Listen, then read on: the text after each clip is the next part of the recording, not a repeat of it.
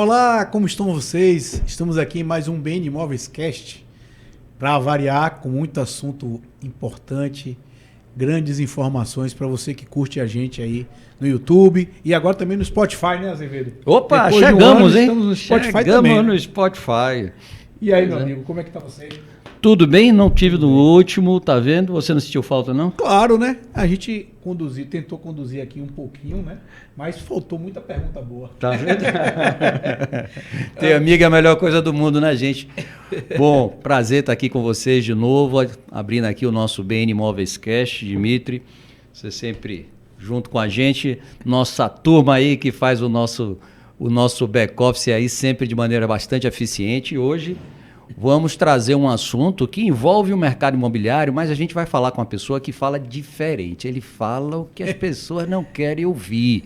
E aí, além disso, já foi assim, muito cogitado, muito cotado para muita coisa, exatamente por essas posições firmes, diretas, positivas que ele faz. E eu tenho o prazer de poder dizer o seguinte: ele é meu amigo, então para mim alivia, viu? Então é isso, gente. A gente vai conversar aqui com Roberto Valverde, ele um empresário, eu diria que desde novo com a veia pulsante para poder fazer business, fazer negócio e pensar grande. Eu acho esse o grande detalhe dele, só que um cara extremamente ativo, ou seja, e proativo. E a gente vai contar um pouquinho dessa história. Primeiro, dá para ele as nossas boas-vindas aqui ao nosso BN Imóveis Cast, Roberto. Obrigado, um prazer. Vamos embora tocar fogo no parquinho. Roberto, a gente sempre começa pedindo aqui um pouco do histórico profissional, né? Até para que todo mundo se nivele e principalmente a gente sabe da sua atuação muito forte nos M&As, mas vamos traduzir, né, essas siglas aí também para a turma que está nos assistindo, né? O Sidney que a gente brinca. O Sidney, né? Eu tenho 3 chapéus. Eu empreendo, sou conselheiro de administração e consultivo de empresas há alguns anos e faço assessoria para empresas que querem fazer fusão, comprar ou serem vendidas, que é o tal do M&A, que é Mergers and Acquisitions. Então, eu estou sempre ligado ao mundo empresarial, ou por conta própria, ou ajudando outros empreendedores, de uma maneira de formatar a companhia pensando em prazo maior, de como ela não quebra, como ela melhora a rentabilidade, trocar executivo, pivotar, diversificação de receita, isso inclusive integra o setor imobiliário. Sim. Eu indico famílias a terem negócio sempre nesse setor que é muito pulsante, que move o Brasil. Aliás, o que seria o Brasil sem construção civil, né? Então, nada, assim, né? Nada. Então, são essas atividades que eu faço. Mas me fala um pouquinho sobre esse histórico seu. O primeiro M&A, quando aconteceu? O primeiro foi o que mais doeu, né? Porque foi o meu, né? Isso que foi logo o papai estava na reta lá, desvirginei, doeu, dormi de lado. Durante um tempo. Durante um tempo. Eu casei com um gorila, né? Que eu brinco. Porque eu tinha uma empresa de mobilidade urbana aqui da Bahia, que expandia a nível nacional. E a minha visão estava alinhada com a consolidação do setor. Então, eu precisava de dinheiro. Eu tinha ousadia, tinha garra, tinha um pouco de entendimento do setor. E achei um sócio para poder vender uma participação da empresa e essa empresa ser um veículo que a gente brinca de consolidação. Então, esse movimento foi feito em 2016, quando eu vendi minha empresa para o Pátria, que é um fundo de private equity que investe em vários setores na economia na América Latina. Acho que hoje são quase 100 bilhões de dólares sob custódia para investimento aqui nesse continente. E aí um dos setores era o meu, que eles estavam estudando, e eu cheguei na frente e disse assim, ó, eu tô aqui, viu? Foi igual a SAF do Bahia, né? Belitani bateu lá e disse assim, ó, Grupo City, tô aqui, já tô todo preparado. Eu também, eu cheguei lá, tô prontinho, tô com a calcinha bonita e tal, pra você namorar comigo e tal. Então aconteceu esse M&A em 2016, e aí foi que minha vida mudou, porque eu mudei para São Paulo, me tornei um executivo relevante na empresa para poder colocar a tese no patamar em que os acionistas gostariam. Fiquei como executivo, depois fui para a posição de conselheiro, então mudei um pouco o chapéu. Não me adaptei a virar sócio da Faria Lima. Tive esse grande problema de empresário pensa de um jeito, mercado financeiro pensa completamente diferente. É outro mundo, né? E você não muda a cultura deles, ou você se adequa ou você sai. Então, Exato, termo de adesão total. Então eu levantei a mão e falei, pedi para sair, me coloque no estratégico, que eu acho que ali é meu lugar. E foi aí que o meu melhor presente, porque eu descobri que eu era muito melhor no bastidor do que na linha de frente, gerenciando pessoas. Chegamos até a quase 4 mil funcionários na Folha. Né? Como era o nome da empresa? A Master Park, depois virou o Grupo Paribem. Sim. E em 2022, Para fechar o meu ciclo lá, a gente fez a fusão dessa empresa com a Índigo, que é uma multinacional francesa. E aí Gigante, né? Gigante, é a maior do mundo. E aí eu vendi o resto das minhas ações. Acho que esse ano a gente deve fechar em 1,7 bilhões de faturamento no Brasil. Então aquele sonho se tornou em realidade, a custo de muitas cicatrizes, muitas noites sem dormir, não só minha, mas de todo o time envolvido.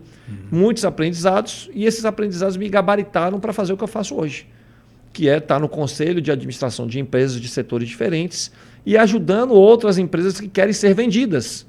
Porque o meu melhor exemplo foi com a minha própria, e depois eu peguei esse aprendizado e fui ajudar outros empresários para talvez não cometerem equívocos que eu fiz na minha quando foi vendida e na condução na minha após ser um sócio minoritário na estrutura. E aí começa a aparecer um Roberto, por conta disso, um Roberto de várias áreas. Eu sempre digo, Roberto, que o negócio parque, estacionamento é um mercado imobiliário. Sim, um McDonald's, porque você vai procurar o melhor local, você tem que ter fluxo, você tem que se preocupar com o público, preocupar com um bocado de coisa, você tem uma área em metro quadrado que você precisa rentabilizar, enfim.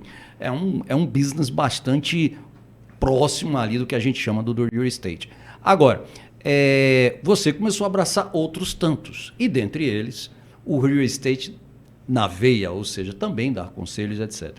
E aí eu queria que você dissesse assim, de pronto, o que vem fazendo muito aqui agora, digamos assim, nesse momento, que é você falar um pouco dessa cidade que você voltou, que é Salvador. E aí você encontra uma Salvador diferente, você incomodado, e a gente é muito próximo, mora muito próximo, você incomodado com tudo e de alguma forma dando opiniões. E aí que eu queria que você me dissesse essa primeira pergunta. Né? O que é que você vê de grandes diferenças, o que é que você vê como o seu olhar em relação a esse mercado imobiliário daqui? Primeiro é o seguinte, né? O perfil dos empresários que nós temos aqui que está administrando, porque o setor imobiliário também você tem que pensar em longo prazo, igual outras empresas que são perenes. Então, para você fazer um projeto, você ter credibilidade no mercado, para você acessar funding para fazer bons projetos, se você não tem um histórico bacana, você não vai acessar empreendimentos de classe A para poder fazer um VGV de maior expressão. Então, eu vejo muita reticência da Faria Lima, por exemplo, de mandar dinheiro para cá para projetos imobiliários. Eles preferem continuar na zona de conforto, botando dinheiro em São Paulo e no entorno, porque está debaixo do nariz dele, já conhece o empresário, as empresas têm balanço auditado, as empresas têm conselho consultivo, elas têm uma estrutura de governança que permitem dar conforto ao investidor próximos passos, e mesmo assim algumas dão problema. Então, no nosso canteiro de obras de Salvador e de Bahia, que você tem empresários com poder criativo e uma visão de produto muito boa, mas é costumaz você ver, às vezes, problemas estruturais que fazem a obra parar, ou não entregar na qualidade que foi prometida, ou de repente não entregar no arquétipo da arquitetura a planta que o investidor botou o dinheiro, que entrou numa SPE como cotista e de repente tem que resgatar o prédio para terminar a obra. Quantos esqueletos a gente vê disso aqui? Eu não estou dizendo que o mercado ele é desta maneira, mas são essas impressões que ficam. E o ticket médio, quando a gente alavanca para cima do metro quadrado, muitas vezes quem está fazendo a construção não justifica. Então o mercado imobiliário fica fazendo uma especulação de um produto que se faz interrogação. Cara, vale este preço neste metro quadrado a título de investimento ou a título de moradia? Então essa foi a minha primeira impressão a voltar do mercado imobiliário. E uma segunda coisa é assim, eu acho que os bairros eles deveriam ser melhor pensados para não virarem canteiro de obra de maneira desproporcional. Vou citar aqui o Horto Florestal, por exemplo, que é um bairro que eu já elogiei por conta da Associação do Amiorto, que organizou o bairro que estava esculhambado. Sim. Mas, ao mesmo tempo, eu percebi que houve um investimento desenfreado em construção civil em áreas que, de repente, eram áreas de vegetação, eram áreas verdes. Eu estou longe de ser um bandeirista aqui do Greenpeace, não é nada disso. Mas eu estou dizendo que tem que ter um respeito, porque você tem um único acesso ao bairro para muitos prédios que estão surgindo. Como se pensa a mobilidade do bairro quando você olha daqui a 5, 8 anos? Quais são as vias marginais de acesso para poder comprometer? Então, acho que faltou um pouco deste cuidado. E aí o mercado imobiliário ele é pulsante, você lança, as pessoas compram, vão morar no Amiorto, mas eu acho que talvez uma falta de um planejamento pode criar uma celeuma no bairro que está se tornando de alto padrão. E aí eu venho com a velha pergunta. Ou seja, você fala aí do processo para poder acessar o fund, e quando você fala que é sua impressão, não, mas a gente vê por números e a gente vê por coisas práticas. Você não tem nenhuma empresa baiana que fez IPO. Exatamente. Você não vê. Nem vai ter, eu acho. Nem vai ter. Você vê uma arrecadação de poupança extremamente grande daqui, que feita porque é obrigatório fazer para investimento no SBPE, ser investido inclusive no nosso funding chamado FGTS, que tem que investir também em moradia, e você vê que o percentual do que ele arrecada é muito maior do que o percentual que é investido aqui para financiar os nossos construtores. Então, de alguma forma, é prática isso. Mas aí a gente vem se dar com outros detalhes. Será que é só culpa do privado? Aí a gente vê uma barra, como você tanto fala, que inclusive faz analogia com o Leblon, né, Roberto? Como é que você entende que também tem um poder público que tem que estar caminhando, talvez até o privado na frente, mas ele tem que acompanhar? O privado não consegue fazer tudo sem o público, e o público depende do privado, inclusive, para lhe provocar e trazer bons projetos. As associações, elas têm um objetivo muito nobre, que é um veículo associativo de cabeças pensantes que estão ali para poder proteger o seu legado de negócio, ou de residência, ou de bairro, e disso se tornar um veículo de comunicação em prol do benefício dos associados. Enquanto as associações pensarem individualmente com seus CPFs no quererismo, no achismo, mas sem conhecimento de causa, sem previsão de urbanismo, de futuro, de pensamento no detalhe, as discussões ficam vazias e essas associações, elas deixam de agregar e ficam só reclamando do poder público. Então, assim, o prefeito está lá tocando seus 300 projetos, pensando em reeleição, pensando em projetos que vão dar os votos para ele, porque a política é assim, a gente não vai mudar. Mas que tal o poder privado apresentar projetos e trazer o público e trazer o poder público para mim e dizer assim, o que é que você consegue me ajudar? Na sua caixinha aí, você pode levar os louros de que você projetou esse plano, não tem problema nenhum. E aí entra o aspecto da barra. Por que a iniciativa privada, inclusive agora eu vou provocar o mercado imobiliário, que tem feito os seus prédios ali, cada um na sua planta, com quarto, sala e tal, e você vê que as coisas às vezes não estão se comunicando. Por que a associação das construtoras aqui não fazem um master plan da Barra? Chama o poder público para entrar, de repente, com a infraestrutura de iluminação, com a melhoria de segurança, com guarda municipal, chame a associação de morador para conversa e apresente um projeto de retrofit do bairro inteiro, contemplando comércio, segurança, escola, como fosse um bairro, um núcleo vívido sozinho e que também tenha o seu aspecto de turismo respeitado num bairro de bom convívio arborizado. Quem não quer uma Barra dessa?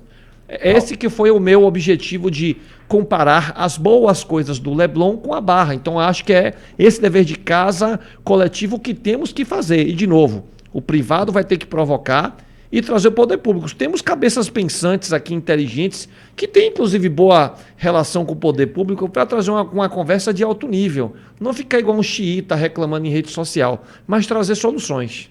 Isso, na verdade, se aplica a vários bairros, né? Você trouxe muito bem aí o exemplo da Barra em si, nosso grande cartão postal da cidade, turismo efervescente ali, mas desorganizado. Totalmente, né? Desorganizado. Mas e baixo ticket, né? E ticket com baixo ticket. Isso inclusive, é um questionamento sobre o próprio investimento imobiliário, né? Até que ponto você vai trazer grandes empreendimentos de alto padrão numa região que talvez não demanda tanto. Por isso que você tem que trazer a solução de comércio junto. Sim. Se eu fosse um construtor, o que eu faria? Eu casaria projeto. Vai ter prédio, mas vai ter esse tipo de comércio. E vai ter supermercado e vai ter escola. Então você resolve vários problemas de uma vez só. É como se fosse um ambiente mixed use que os shoppings agora todos estão fazendo. E já tem hoje a fachada mista, a fachada viva, enfim. Que gente, um pouco de trazer... copiar e colar o que já existe no Brasil em outras cidades. É mais ou menos o que existe de planejamento para o próprio centro histórico, né? O centro histórico, eu diria que envolve um outro aspecto. Digamos assim, eu vou pular daqui a pouco para ele, mas só terminar a Barra. eu queria dizer que eu vejo também que o privado, mesmo antes, existe hoje esse mecanismo legal, chamado a manifestação de interesse privado. Então, o privado pode dizer que tem interesse em fazer algo e o público vai dizer, eu topo, estude, tome aqui todos os meus dados, os meus recursos que eu tenho aqui, para você poder fazer o seu trabalho, você me apresenta e eu vejo se eu vou colocar isso na rua, através de que forma? Seja através de uma PCSP, de uma concessão administrativa, enfim. De alguma forma ele pode pegar e colocar. Mas aí eu vejo também que, enquanto não, o que você coloca, Roberto, eu acho muito procedente pelo seguinte, o que é que acaba acontecendo? Eu faço meu prédiozinho aqui, o Smart, o outro faz o meu prédio Smart lá, eu vivo dentro daquele meu mundo ali dos cada um no seu quadrado. Cada um no seu quadrado, e a volta está completamente complicada. Então, já está definido que eu tenho a área A, B, eu tenho a área C, a área T. Vamos fazer o seguinte, antes da gente, vamos aqui fazer um arrumado dessas coisas aqui, vamos melhorar essa praça aqui da frente, vamos fazer isso daqui, porque vai ajudar todo mundo. Exato. E isso vai fazer parte de um rateio que, lógico, pode ir, inclusive, até para o preço. Muitas vezes sim, vai valorizar. Vai valorizar. Então, isso eu acho que já dá para ser feito, independentemente da ação de estar trazendo o público para poder fazer isso. O comércio, eu já vejo com um outro olhar. E aí eu passo a bola também para você, Roberto, nesse sentido, porque você é um cara viajado, nós somos, e vemos que o comércio, o centro histórico, o centro antigo, é extremamente valorizado. Na Holanda, eu repito sempre, é 80% do mercado imobiliário, é um do metro quadrado mais caro que tem hoje na Bélgica. Então, é super valorizado. E aqui a gente está vivendo as duras penas. E quero deixar o registro de novo. Ontem teve um evento da Associação dos Dirigentes de Mercado Imobiliário, a DEMS, fazendo 50 anos. O prefeito foi lá discursar e viu o prefeito dizer o seguinte, muitas vezes, na maioria, o privado sai na frente. Ok, aconteceu isso um pouco com o privado, mas o público foi junto e isso lançou o Renova Centro, que é um produto realmente que eu nunca vi em lugar nenhum. Nunca vi em lugar nenhum. E aqui a gente depois exemplifica isso mais para vocês. Mas o que é que você vê ali, esse centro histórico, o que é que você vê como sendo alguma coisa que as empresas poderiam olhar? E isso sempre no olhar, tá, Roberto, sem puxar você para ser especialista em mercado imobiliário, mas sempre olhar e dizer o seguinte, a grana, né? É como o dinheiro investidor consegue ver e colocar ali dentro, né? Imagine o centro histórico como um produto. E esse produto ele precisa ser empacotado para trazer capital inteligente para fazer investimento. Perfeito. Então, para matar as dores e os problemas é o seguinte, primeiro, quem faz a gestão do equipamento são os órgãos do Estado, porque é por conta do tombamento. Então você tem ali a Secult, você tem ali o IFAM, você tem o IPAC. Já está claro que quando a gente deixa equipamentos por o poder público, com toda aquela máquina de administração do jeito que ele faz, eu não estou aqui fazendo críticas veladas, não é das mais eficientes. Então, a minha visão é a seguinte, eu sou um cara pró-liberal total. Para mim, tudo tem que privatizar, tem que conceder, respeitando a cultura local, respeitando a isonomia das pessoas que ali residem. Então tem que ser um mix de projeto habitacional, porque você tem que estimular a moradia no centro histórico, para inclusive melhora o problema de criminalidade, mas você precisa de uma empresa fazendo a gestão do equipamento, pensando naquilo como um produto para atrair turista, para atrair investimentos no comércio, para atrair outro tipo de ticket de quem vai estar ali como passante, inclusive até financiar uma segurança privada para não depender do poder público, para que ele entre com essa contrapartida, porque eu não gosto de ficar nessa dependência, porque tudo pode mudar, de repente um efetivo da Polícia Militar pode sair de 1.300 para 300 policiais, que foi o que aconteceu quando você olha o histórico de 25 anos para cá. Então, a minha visão sobre o centro histórico teria que fazer um modelo de cessão de direito de uso para uma empresa que, se não for brasileira, que seja lá de fora, porque você tem isso na Espanha, você tem isso na Itália, você tem isso na República Tcheca como referência de empresas que fazem administração de alguns centros históricos, de novo, respeitando os poderes e atribuições. E aí o comerciante local, ele começa a ficar mais organizado, ele vai tomar um banho de loja, ele vai ser treinado para atender o turista melhor, a mão de obra local que vende souvenir vai aprender a falar idioma, todo mundo vai ganhar. E você afasta a criminalidade. Como se fosse um grande shopping, né? Bem administrado, padronizando várias coisas. Exato. E por alguém que sabe o que tem que fazer, não vai ter obrigações de investimento e contrapartida e desafoga o poder público de fazer a gestão. Deixa o poder público fazer a fiscalização que está no papel dele fazê-lo, mas não para fazer a gestão. Quando você deixa para fazer a gestão, dá muito errado. Olha o centro de convenções. Privatizou, GL Eventos está fazendo um belo trabalho, é um operador mundial de equipamento de turismo e onde ela bota a mão, o negócio dá certo. Antes, quando era na mão do Estado, lembre como era o centro de convenções e qual foi o fim que nós tivemos, que por sinal está aquele esqueleto. Desdobrando o centro histórico, olhando agora para comércio, Salvador tem uma geografia muito parecida com Lisboa. Caramba, copia o modelo de Lisboa do que fizeram na área portuária deles.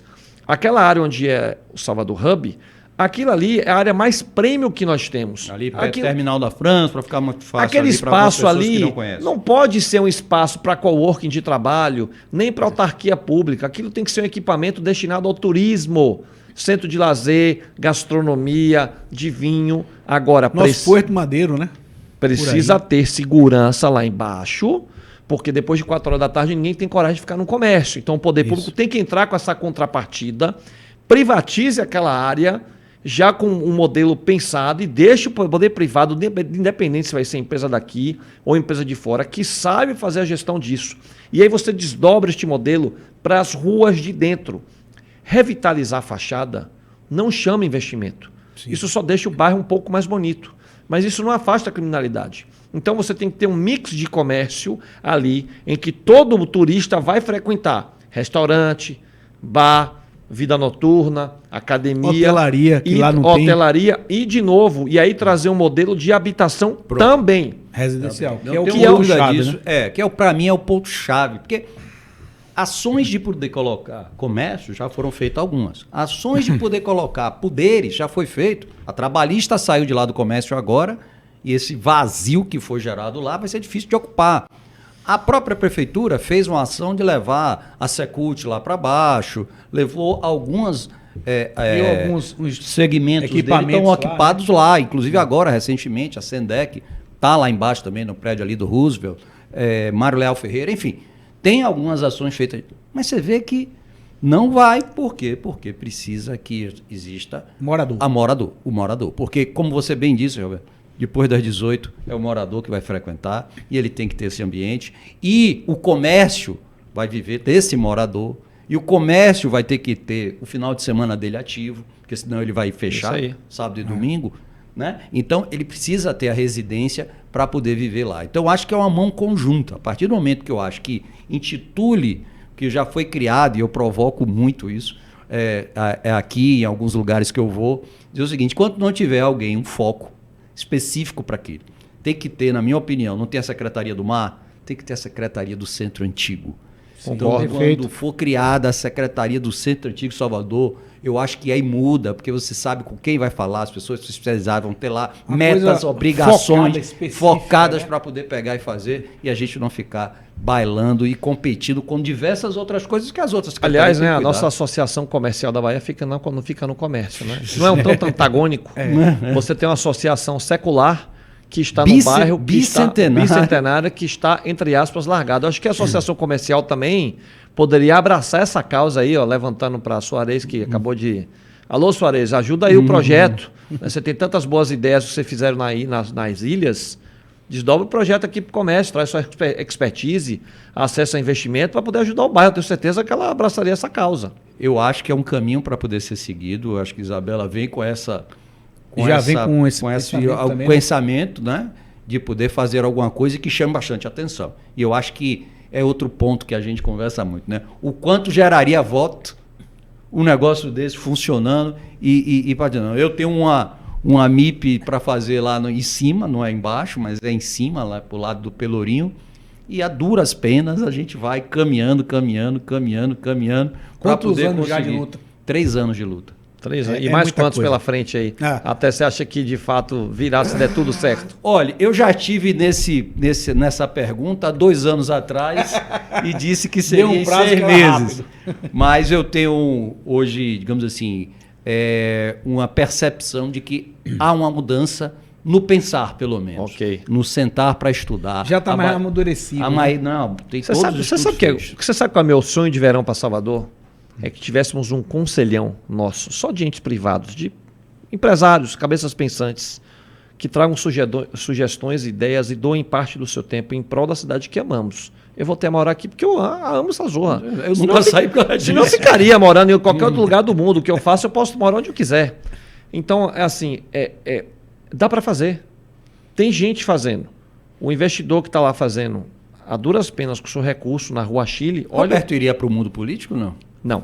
Eu não tenho... Primeiro que eu acho que eu não teria coragem. Segundo que eu acho que eu vou agregar pouco, porque eu não sei fazer política. Eu acho que eu ia sofrer um impeachment nos primeiros 6 meses. De tanta mudança que eu ia ter que provocar lá. Elon Musk. Exato. Então, assim, me deixe no papel aqui de conselheiro, de bastidor, dando as minhas você sugestões. vai dar as sugestões e as direções, mas não vai fazer. Conselho é boa. Eu acho que tem gente melhor para fazer a política e pode comungar com que as sugestões que a gente vai dar. Acho que cada um nesse quadrado e vai muito bem. Então, assim... Nós temos a chance de virar a chave. Nós aqui nessa sala e toda a comunidade que a gente conhece que tem talento. Que se bem provocada e fizermos uma movimentação em conjunto e trabalhar a cidade por planejamentos, por slots, vamos agora tomar conta do comércio, embora. Vamos assumir esse pedaço da cidade. Vamos assumir a Barra? Vamos ajudar a Azevedo a terminar lá o que ele bem começou em relação ao centro histórico? A coisa muda. Vai fazer agora... Vamos doar parte do nosso tempo para isso. E vamos ganhar dinheiro com isso como empresário. E qual é o problema? Nenhum. Claro. Zero. Volta, né? Nenhum. A gente é tributado o tempo todo, volta. A ideia é que volte, seja Cidade melhor distribuído. Com distribuição de renda, vai dar mais emprego, vai diminuir a pobreza, vai trazer o cara tirar a violência para trabalhar com um turista mais hoje. qualificado, um comércio melhor. Todo mundo ganha. A prefeitura arrecada mais com recolhimento de impostos. Assim, a conta fecha. Mas assim... Precisa dar o passo e alguém levantar a mão e dizer assim, tá bom, vamos fazer um trabalho coordenado, chama aqui o Roberto, chama aqui o Azevedo, chama quem for, vamos colocar nesse conselhão aqui, vamos começar a fazer. Deixa eu fazer. Fica à vontade. Tá bem tranquilo, né, até agora. Não Queria, na verdade, aquecer um pouquinho aí, Roberto, em relação à questão do funding mesmo. A gente está com juros a 15%, uma baixa disponibilidade de recursos para principalmente o comprador de imóveis. E aí, claro, afeta diretamente as construtoras, né? Você falou sobre a questão da governança. Pensando no mercado baiano, a gente percebe isso, mas pensando no Brasil, quais são as soluções que você vem conversando com a turma aí? Existe aí agora o Banco Central tentando liberar um pouco mais do compulsório, né? Em troca da poupança e R$1 aplicado desde que volte para o mercado imobiliário, ele traz um pouco mais de fundo. Pensando também numa nova formatação do IPCA para não ficar tão agressivo como é que está. Mas como é que está essa roda de conversa? E eu vou dar uma forte, provocada. né? Você acha que o mercado imobiliário ficar dependendo eternamente de agente financeiro? Eu ia tocar exatamente nesse ponto. E direto, né? Porra! Não deveria depender mais de políticas do Banco Central, senão vai ter a mesma conversa que a gente teve aqui. Vai voltar em roda. Só rodando. Então, assim, o mercado financeiro, inclusive no Brasil, ele é extremamente criativo, porque toda vez que estão querendo tributar a gente, tungar, a gente cria uma estrutura para poder fugir dela. Né? Então, assim, a gente tem os FDICs, a gente tem os FIIs imobiliários que são criados justamente porque tem um benefício do imposto de renda para o cotista. Sim. Você tem SPs específicas, você tem as CRIs, você tem debêntures estimuladas, inclusive para empreendimentos com pegada ESG, porque você tem um custo do dinheiro mais barato. A minha visão é a seguinte, para resolver o problema de funding, olhando o setor imobiliário de Brasil, a gente tem dinheiro suficiente no Brasil para bancar tudo, a conta não vai fechar. Enquanto a gente tem juros de 15%, o Family Office que põe dinheiro lá nos fundos multimercado e por esse motivo os fundos encolheram, ele quer manter o patrimônio, ele não quer ganhar. Então ele está indo muito bem, ganhando 13% a 15% bruto nominal por ano para poder arriscar uma TIR de 25% do projeto imobiliário. Para você pagar uma conta de 25% do retorno, qual é a margem que você precisa no metro quadrado para poder pagar essa conta? Né? Então é assim, como é que eu vejo isso? Precisa ter assets específicas só para o mercado imobiliário, que pega dinheiro de fora, dinheiro de fundo soberano. Por que dinheiro de fundo soberano? Porque é capital de longo prazo. Exemplo, você pega lá do fundo soberano do GIC, você pega fundo soberano que está lá nos Emirados Árabes, do fundo de pensão canadense. Em vez de você ter que pegar via private equity, que o dinheiro vem mais caro, pega direto através de uma estrutura montada no Brasil para investir no setor imobiliário. Quando você apresenta as taxas de retorno, essa turma manda dinheiro para cá. Aí vai entrar naquele desenho que a gente falou de governança, de quem vai gerir esse dinheiro, quem serão as construtoras que vão acessar esse capital, quais são os instrumentos de garantia. Mas tem esse dinheiro aí fora que investe em países emergentes que ele pode ser canalizado para o real estate. Então, Para essa conta fechar, vai ter que vir estrutura de fora. Porque uma coisa eu adoraria que o governo fizesse, e eu acho que ele não vai fazer, é pelo menos baixar as alíquotas de alguns determinados impostos para transações financeiras, para que esse dinheiro ficasse menos caro e você não precise de um bancão para financiar. Então, assim, o Bradesco, cara, e os outros bancos privados, ele não vai deixar de sair do consignado, ele não vai sair do empréstimo pessoal para ficar financiando o mercado imobiliário, porque ele está pouco interessado nesse risco Brasil. Sim. Então, esqueça o bancão. A gente tem que ter núcleos de agentes financeiros menores acessando dinheiro de fora, internalizando e com pelo menos um pênalti a menor de alíquota para a conta fechar. Então, o poder público, o que eu espero que ele possa fazer é pelo menos aliviar a carga tributária para projetos imobiliários, para que esse dinheiro privado seja menos caro para quando entrar aqui. Fantástico. E você fala muito dessa questão do dinheiro vindo e ter a gestão. O que é que você vê como sendo um bom gestor? O que é uma empresa que você olha como sendo bem gerida? Ok. Né? Primeira coisa, né? A empresa precisa ter informações financeiras, indicadores do negócio em tempo real. É muito comum. Fidedignas, né? Fidedigno. É muito comum você conversar, inclusive com o setor imobiliário, o cara sabe responder o VGV, ele sabe dizer mais ou menos quanto é que vai custar a obra dele, mas ele não faz cenários de estresse, por exemplo, se ele vender 20% a menos, qual é a taxa de retorno, se ele vender o metro quadrado a 30% a menor do que ele projetou, o que é que acontece. Cenários econômicos que permitam ele mitigação de risco e não botar tudo um all-in no canteiro de obra com esse modelo de incorporação by the book que a gente conhece. Então, informações financeiras fidedignas, preferencialmente auditadas, não precisa ser uma Big Four, mas uma auditoria terceira, para chancelar que os números estão batendo. Inclusive para você pegar... E por que não Big Four? E por que não? Se você depende do dinheiro que você queira acessar, do e projeto que você queira, né? Ok, é porque muita gente não quer gastar. O valor Ok, mas se a construtora for menor, que audite com a menor. Exato. Porque você vai acessar o fundo, o cara vai dizer, putz, isso aqui não é manipulação. Eu vou te dar o dinheiro para recurso. Nível das pessoas que estão tocando a companhia.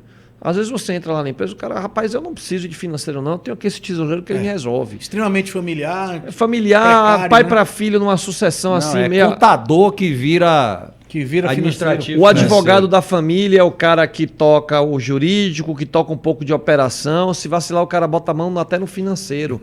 Fica uma esculhambação.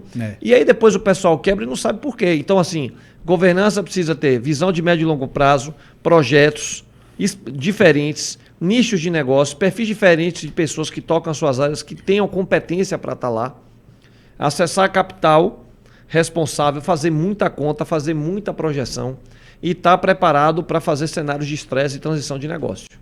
Roberto, talvez essa não seja a grande dor de nossas empresas aqui, e vou trazer para a Bahia, que mais ainda. Né? Você tem alguns lugares que já estão olhando isso. Eu lhe pergunto, você como conselheiro, você está dando conselho para empresas baianas, então é difícil o cara abrir. Ele tem esse processo muito claro, né, da sucessão familiar ou do modelo que gerou ele estar vivo até aqui agora. Mas quando é que você vê quais são os sinais que você percebe ou que o empresário tem que ter para dizer o seguinte: é hora de eu pensar no que Roberto está me dizendo, é hora de eu ter um CFO, é hora de eu pensar em buscar capital externo, é hora de eu pensar em vender minha empresa ou passar a parte do equity. Quais são essas dores? Ok. Ou evitar essa dor? Tá bom. Primeiro, assim, empresa familiar, se o fundador ele está chegando numa linha mestra que ele está cansado, e se ele não tem um negócio chamado sucessão, amigo, prepare sua empresa para poder vender. Porque se você trouxer um executivo de fora para tocar a sua empresa, sem estar na cultura do negócio, esse cara pode fazer um monte de bobagem e tua empresa pode quebrar. Porque se você sair do dia a dia, empresa de dono, vai delegar um CEO que foi recém-empoderado. Então, assim, pense em sucessão logo antes. Ah, Roberto, eu não tenho ninguém na família para fazer sucessão. Problema? Não.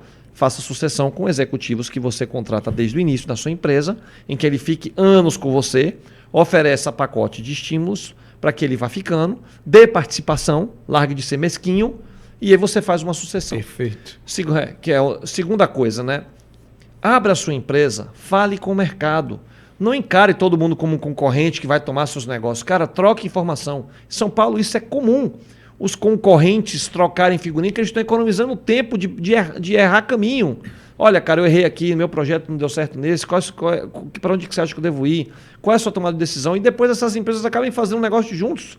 fazem lançamentos juntos, fazem M&A, fazem fusão, fazem aquisição de negócios comprados, e essas empresas melhoram o balanço e acessam um capital mais... No mínimo, melhora até o poder de compra, né? Exato. Você então, faz uma junção de equipamentos similares e ganha escala. E assim, né? Bagagem de gestão, né? Eu vejo a turma aqui muito reticente a buscar conhecimento. Sim. Vai para fora, se especializa, vai fazer congresso, não vai para oba-oba não, amigo, vai para aprender, vai buscar conhecimento, dedique 20% do seu tempo para estudar inteligência artificial, porque é algo inevitável nas nossas vidas. Isso vai agregar a vida pessoal e a vida de negócio, sempre. Então, assim, vai buscar referências. Cara, se pergunte o seguinte, um exercício que eu gosto de fazer nas empresas. Cara, qual é a empresa que você mais admira na sua vida? Ah, essa empresa. Você já foi lá falar com alguém? Não. Então vá. Não é lá que você disse que quer água, que você quer beber? Mas, Roberto, como é que eu faço isso? Cara, pega o telefone e marca e vai lá, cara. Pois é. É simples assim. Qual o problema? Quero ir aí. E aí a segunda pergunta que eu faço, cara, qual é a empresa do seu setor que você acha que é a mais a melhor de todas? Essa. Já foi falar com ele? Não. Vai lá falar. Eu fiz isso na minha de estacionamento de onde vender. Eu fui para a Europa falar com as melhores empresas e todos me receberam. Tudo bem, eu marquei com meses de antecedência, mas eu fui lá, fui recebido. E Pode até não ter chorado o dia no dia. Eu me lembro que uma vez você falou com muitos assim, meu filho, vá lá, faça seu dever Mas de me casa, deram né? a visão de futuro para os próximos 10, 15 anos. E eu acabei fazendo um movimento de fusão graças à visão que um cara me deu em 2014. E a fusão aconteceu em 2022. Mas aconteceu. Olha pra isso. Eu fiz o plano de negócio todo baseado na estrutura que ele me falou. E a cada 2 anos eu voltava lá para validar com ele minha tese. Para dizer assim, ó... Ele virou seu mentor, né? Eu tive vários. E ele falou, Roberto, tá nesse caminho, portfólio de contrato é assim. Então assim, eu não tive receio de abrir mercado para ele. Inclusive eu trouxe os gringos pro Brasil para estudar o mercado inteirinho. Falei, cara, vem agora conhecer o meu negócio. Venha conhecer o meu setor a nível Brasil. Eu estava vendendo o Brasil pro cara. Mas vendendo no bom sentido da palavra. Então assim, nos falta nos abrir para acessar gente boa, capital humano bom, dinheiro mais responsável, dinheiro de classe A, cara, é outro tipo de investidor, é outro tipo de conversa. Aí você vai sair de uma mesinha de bar. É outro jogo, né? É outro jogo, mas assim, um jogo de alto nível. E, cara, com resultado bacana, assim, é outro nível. Agora, querem jogar esse jogo? Se não fizer esse playbook, vai continuar virando um gnome aí, meu, reclamando que o mercado é ruim. Concordo com você e venho aqui com alguns exemplos que a gente viveu, eu vivi isso. Agora, uma das coisas que mais me provocava é o seguinte: como é que eu me vejo daqui a 5, 10 anos? Eu vou estar nesse... Seja com raça, com vontade, com fã, com querer dedicar tempo de novo a esse negócio que eu criei, que eu fundei. Eu quero perpetuar essa empresa, eu quero passar... Então, essa é uma pergunta que eu me fiz muito, Roberto, quando eu comecei a dar essa ebulição de dizer o seguinte: eu abro porta, você sabe disso, né? O empreendedor meio que serial, mas eu fecho gavetinhas também.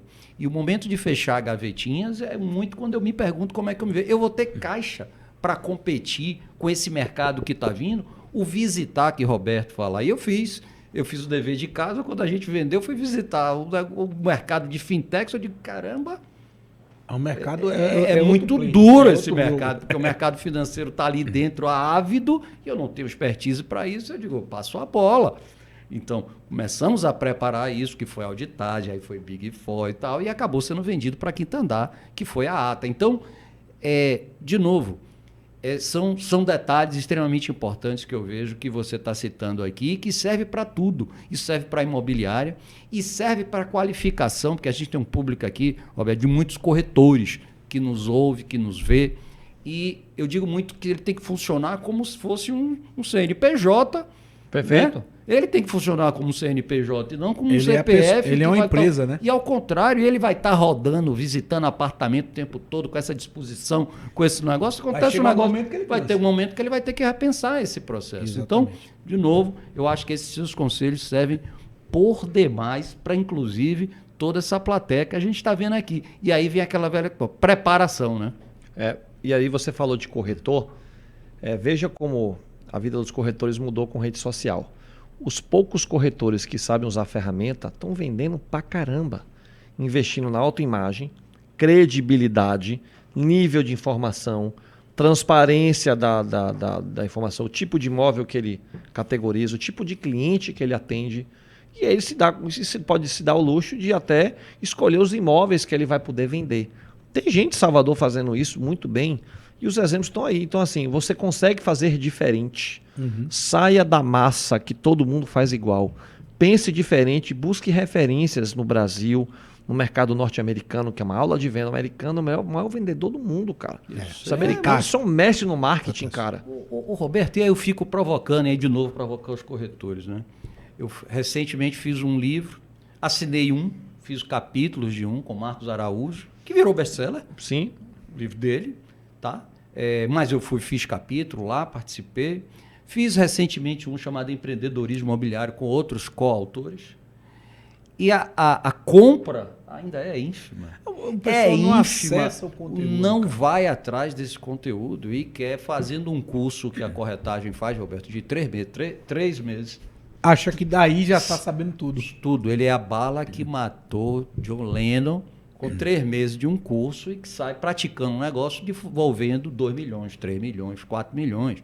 Aí, recentemente a gente fez aqui, eu posso comunicar agora, finalmente, né? Eu vendi o Fazendão, né? Ok. Eu vendi o Fazendão para a Direcional, que é uma empresa de bolsa, que já envolveu muito de expertise para poder conseguir acessar pelo volume do valor, pelo trato que tinha que ter com a empresa listada na Bolsa de Valores, que é a Direcional, que é um compliance muito forte.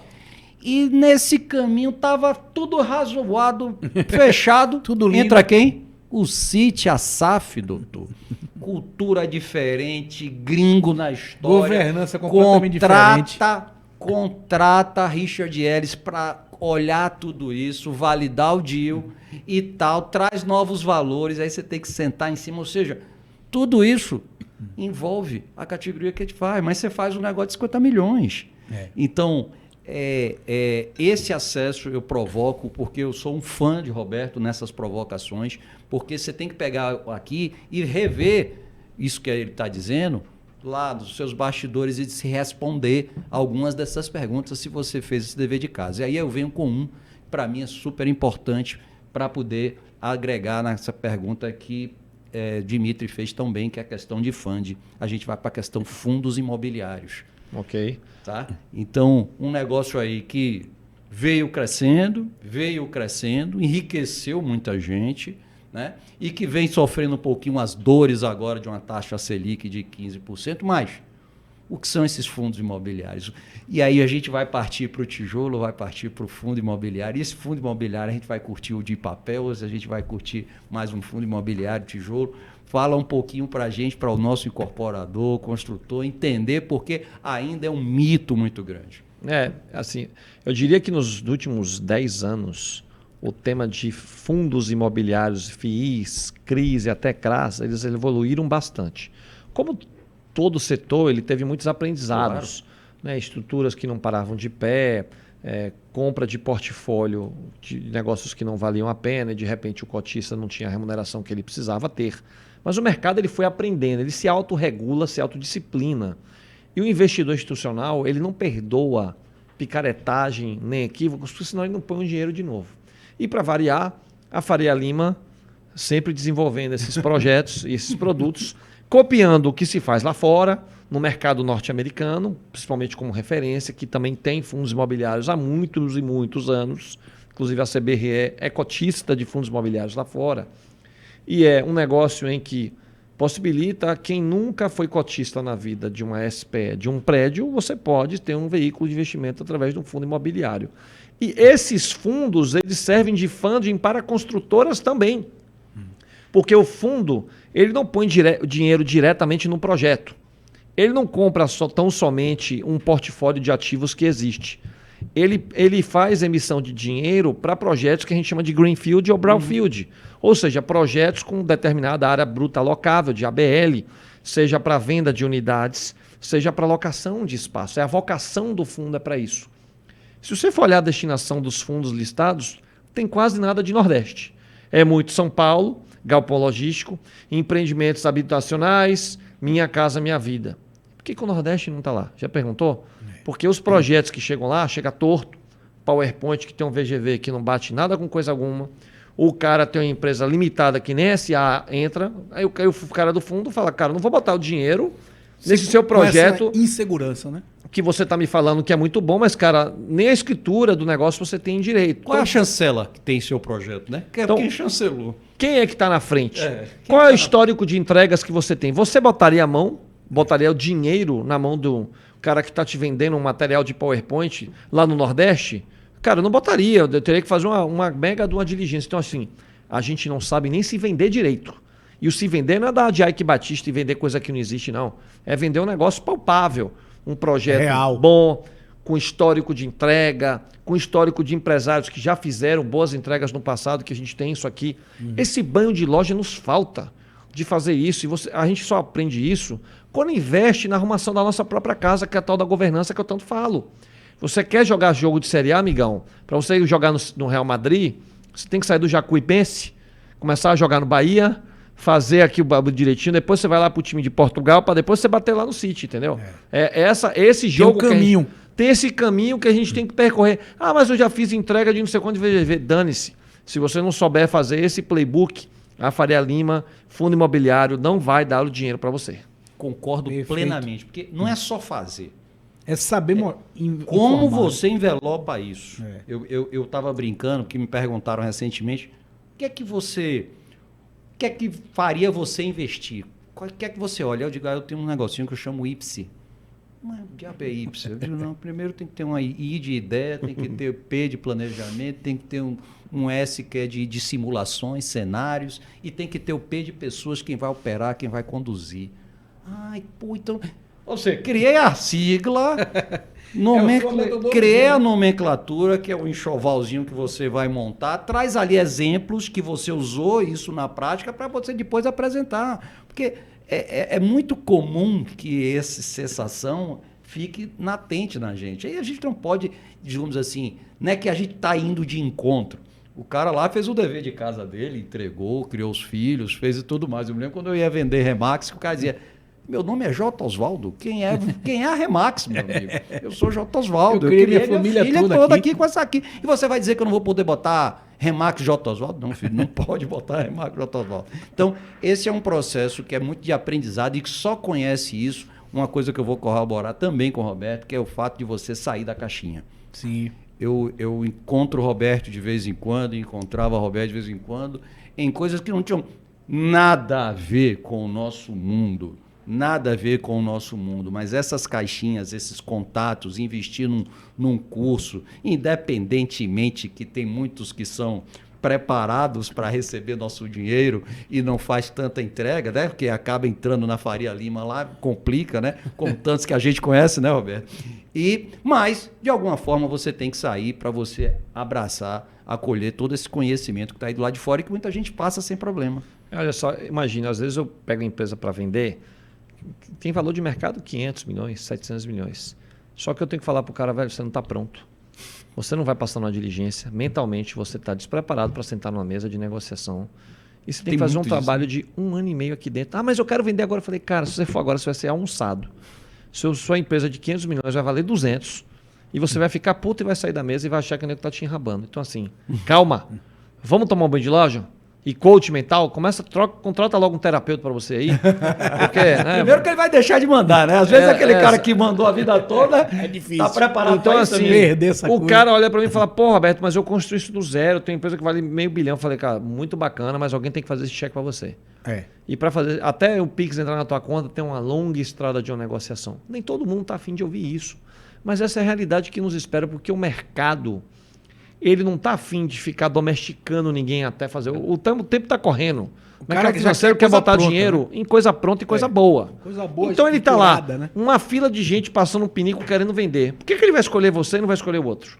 Porque ele está olhando o setor, ele está olhando 30, 40 empresas do mesmo setor para comprar. Você é apenas mais um. Não é que você é a pérola, você é mais um. Sua empresa até pode ser boa, mas se não tiver como demonstrar que realmente ela é boa e de que você é bom, cara... Às vezes fora que o cara tá lá para lhe comprar no melhor preço possível. Claro. Ponto. Ele tá pensando no payback, né? É o deal do cara. Ele quer lhe comprar no melhor preço possível. Porque dependente de, inclusive, de quem ele está assessorando. Perfeito. Então, não é? Você está pensando em um múltiplo para vender, ele está pensando em um múltiplo para comprar. Porque múltiplo.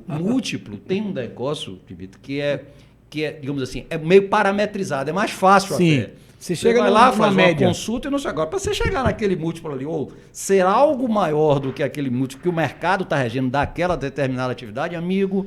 Ah, e tem difícil. porque M&A tem um pouco de pôquer, né? Sim. Então é o seguinte, às vezes a conta do múltiplo ela te engana. Vamos supor por hipótese que o cara está te comprando a 7 vezes o EBIT, mas na verdade ele está te comprando a 5 vezes e você não viu. É porque ele vai fazer tanta contingência. Ele Sim. vai fazer um negócio chamado ajuste de preço, que seu preço vai cair e o cara está ali passando a mão na tua bunda e você está achando que está vendendo a 7 vezes. Então assim, saiba que quem está comprando tem um time eficiente só para fazer essa conta. Preparado E você não mesmo. tem nada. Então assim, contrate um bom assessor que já viveu isso, que sabe fazer a conta pela lógica dele para chegar no meio termo. Não vai ser os 7 vezes, mas talvez não vai ser os 5, talvez seja 6 vezes. Mas você está consciente que você está vendendo a empresa por este múltiplo, por essas razões, e aquilo que dá para topar E é sem aquilo que não dá para pegadinha aceitar. no final, né?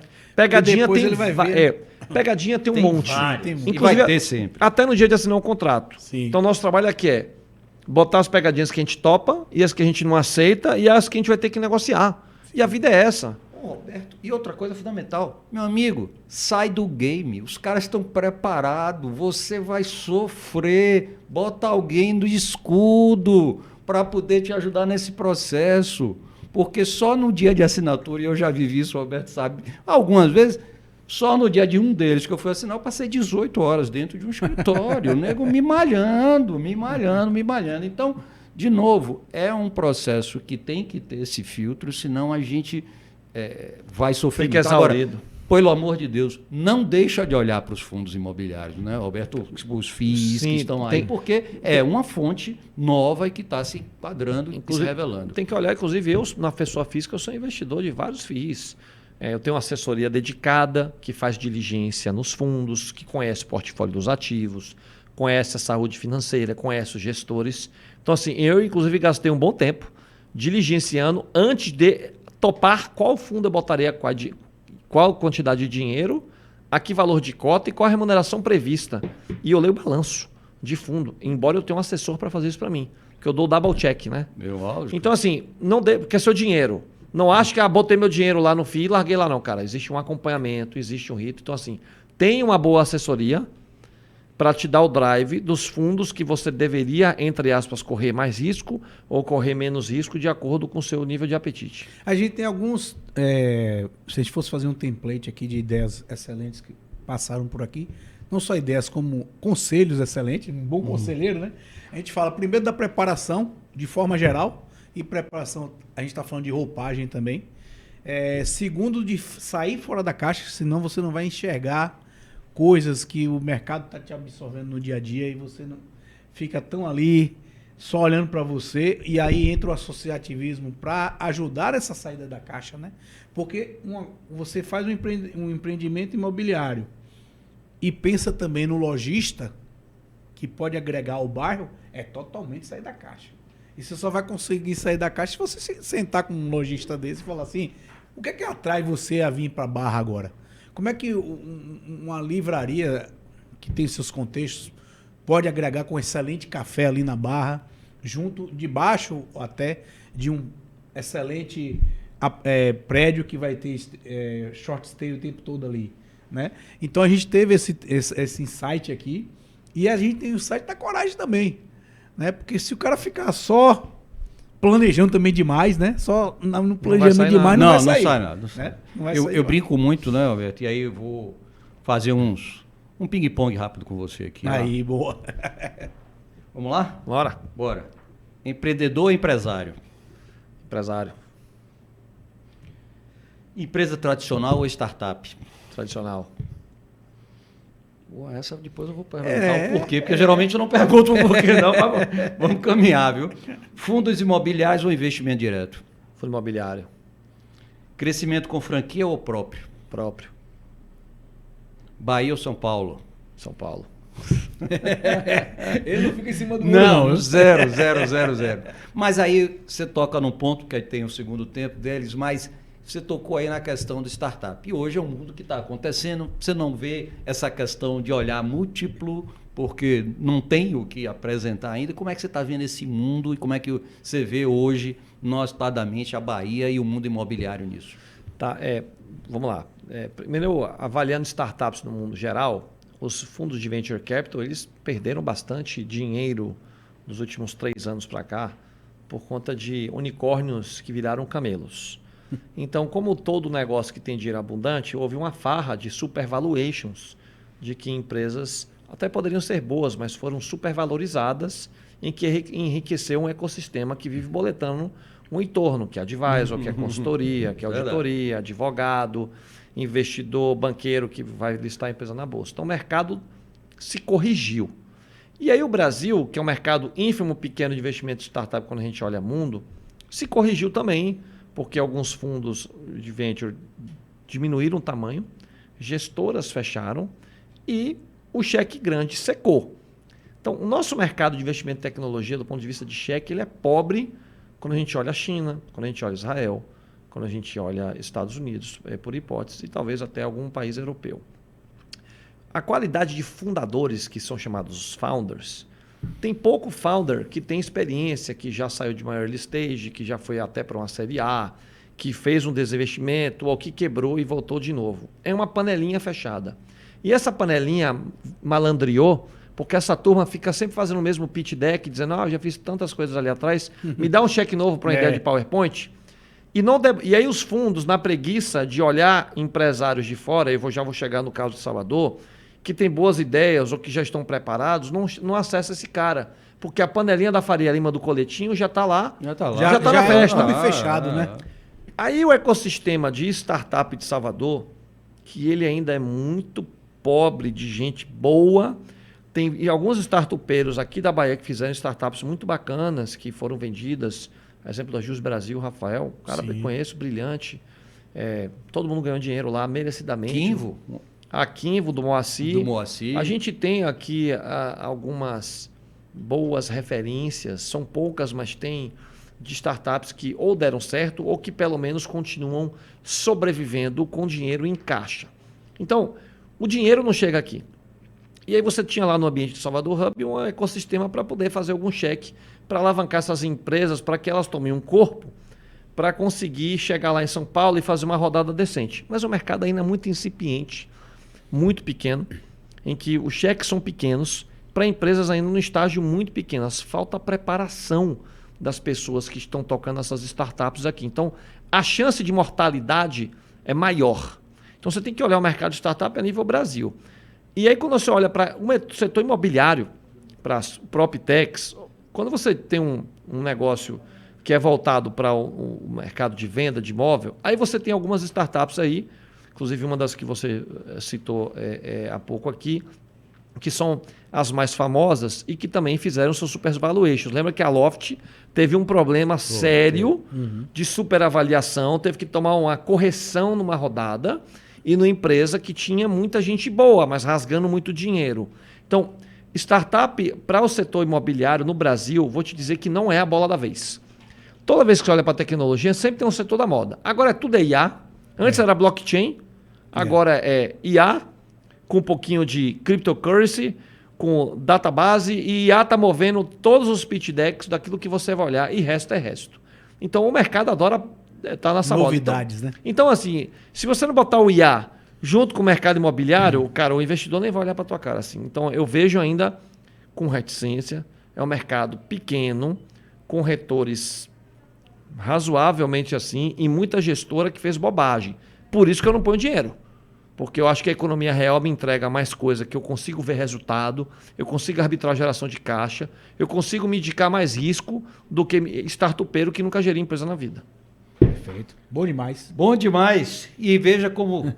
Teve hora que Dimitri veio e disse, poxa, a gente vai conversar. Meu amigo, fique tranquilo. Vai render muito. O negócio rende 3 horas, se a gente quiser, a gente rende 3 horas. Fácil. Mas você tem que aí olhar os nossos queridos nos permitem estar aqui, né, doutor nossos Dimitri? Queridos patrocinadores, né? Uma delas, a dona do Fazendão. Direcional, é uma grande honra de ter a Direcional conosco aí. Já estamos no 2º ano, né? O primeiro ano já comemoramos, já estamos no 2º. E parabenizar realmente, porque o que vai ser feito ali são 1.700 unidades. Teve todo um processo, porque ele envolve 2 municípios, envolve Salvador, envolve Slavo de Freitas. Então, todo o caminho traçado aí, a Direcional mostrou para que veio, a vontade, inclusive, de ficar aqui, permanecer aqui e construir para que novas pessoas possam ingressar. E aviso a todos os navegantes, vai poder ser torcedor, morar lá do Leônico, do Vitória, todo time, quanto é canto, não tem problema nenhum. Até, inclusive, aqueles que queriam muito e não fazem ainda. Agora, né? Nós temos também a Criar e a Italínia, do grupo Todeschini, né? Nos presenteia aí com essa parceria conosco. Tem muita coisa pra gente falar deles aí. Tem o próprio podcast deles para contar a história da Todeschini, a história centenária aí. Eu poderia vender essa empresa, hein? Olha aí que maravilha. Pode sim. E eles estão vindo fortes aí, mais ainda para o mercado nordestino. Escolheram essas duas marcas para desenvolver fortemente o mercado nordestino. Estão aqui junto conosco. Tanto a Italínia, que são móveis planejados, como a Criare, que são ambientes planejados, né? Nós temos também a Fator Hilt, que é uma grande parceira nossa. Estamos juntos com eles aí. Fator que criou o bairro Aquários e dentre outros aí. Uma empresa também de muita resiliência nesse mercado imobiliário, que não é fácil, né? Vindo com grandes lançamentos. E, claro, a Elo Imóveis aí, 30 anos no mercado, desenvolvendo vários produtos. E eu sou o camelo, né? Mesmo. Vários produtos, não tem negócio de unicórnio, né? Não, você é empresa real, não. Desenvolvedora de diversos produtos aí. E nós da DB Imóveis, que a gente tem o prazer de estar junto com a Azevedo aqui no dia a dia, tocando várias coisas. Porque a gente está aqui de 15 em 15, mas a gente se fala todo dia. Agora eu não sei como esse cara dá conta. Nem eu. Bicho, porque eu sou 4h30 da manhã para treinar. Eu fiz a última conta, eu sou um dos 5.607 sócios que ele tem. Tá certo. Mas é fazendo triatlo, porque você não nada, não corre, não pega a bicicleta direito. Alguns buracos a gente deixa, mas é paixão, a gente segue, né? Roberto, queria agradecer mais uma vez aqui de estar com você, seu vasto conhecimento. Fantástico. A gente fala que eu não tenho tempo e eu não sei como é que a cabeça dele cabe tanta informação, porque é muito célere e inteligente. E fazer suas considerações finais aí, agradecendo a sua presença no BN Imóveis Cash. O maior legado que eu acho que fica aqui da mensagem do podcast é que juntos a gente consegue melhorar a nossa cidade. E que bom a gente ter a oportunidade de levar essa mensagem para o público e eu me coloco à disposição para ajudar. Obrigado pelo convite. Estamos Maravilha. Aí. Agradecer vocês de novo. Vocês vão estar vendo a gente logo, logo. E não esqueça de compartilhar, curtir, se inscrever no canal, porque isso fortalece muita gente. 1 ano e Spotify, BN Imóveis chegou, hein? Aí.